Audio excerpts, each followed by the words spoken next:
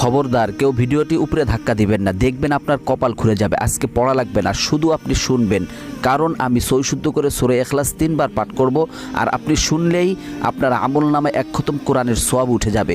তো চলুন শুরু করা যাক। তো শুরু করার আগে যদি ভিডিওটি ভালো লাগে অবশ্যই চ্যানেলটি সাবস্ক্রাইব, ভিডিওটি লাইক এবং ভিডিওটি শেয়ার করার অনুরোধ করছি। তো চলুন শুনে আসি 3 বার। বিসমিল্লাহির রহমানির রহিম। قل هو الله أحد الله الصمد لم يلد ولم يولد ولم يكن له كفوا أحد بسم الله الرحمن الرحيم قل هو الله أحد الله الصمد لم يلد ولم يولد ولم يكن له كفوا أحد بسم الله الرحمن الرحيم قل هو الله أحد الله الصمد لم يلد ولم يولد ولم يكن له كفوا أحد। যারা শুনেছেন তাদের আমলনামায় 1 খতম কোরআনের সওয়াব উঠে গিয়েছে।